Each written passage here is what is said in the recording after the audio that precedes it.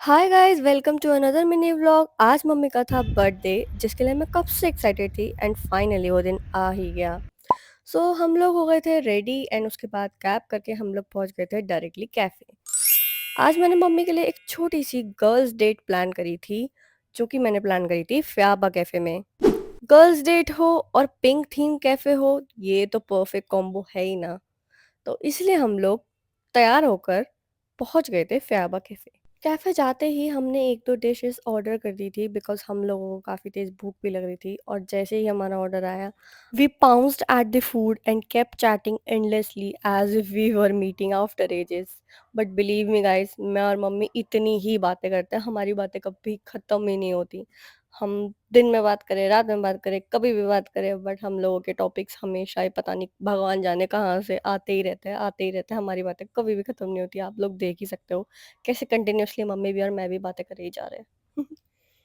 सबकी अलग-अलग हॉबी होती हैं, किसी का क्रिकेट, डांस, म्यूज़िक। मुझे भी इन सब चीज़ों में इंटरेस्ट है, लेकिन लिटरली मेरी हॉबी है मम्मी के साथ बैठ के बहुत सारी गॉसिप्स करना, उनसे पूछना, उनके बारे में पूछना, उनकी चीज़ें पूछना, उनका पास्ट पूछना या फिर कुछ नया उनके बारे में जानना। पता नहीं क्यों, बट मुझको ये बहुत अच्छा लगता है। ना सिर्फ मम्मी बट पापा के साथ भी जितना टाइम मुझे स्पेंड करने के लिए मिलता है, मुझे बहुत अच्छा लगता है। मुझे लगता है कि ये ही रियल हैप्पीनेस है और बिलीव मी गाइस, जितना मज़ा इसमें और किसी चीज़ में है ही नहीं।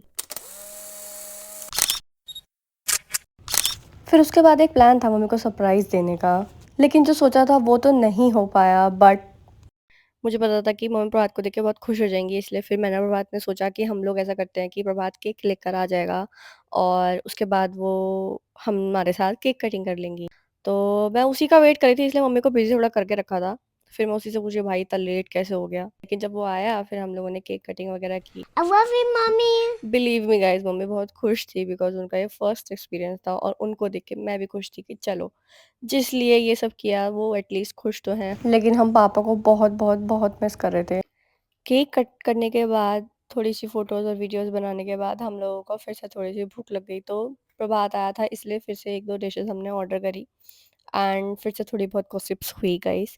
और प्रभात के साथ तो दोस्त हैं नहीं, तो इसलिए प्रभात भी हम लोगों के साथ टाइम स्पेंड करके खुशी होता है और यही मेरा मकसद भी था कि चलो प्रभात भी आएगा तो हम लोगों को भी अच्छा लगे। इसी तरह से मम्मी का बर्थडे हुआ सेलिब्रेट और अगर आपको अच्छा लगा तो प्लीज़ कमेंट्स में बताना कि कैसा था। And I hope you guys enjoyed this mini vlog. See you in the next vlog.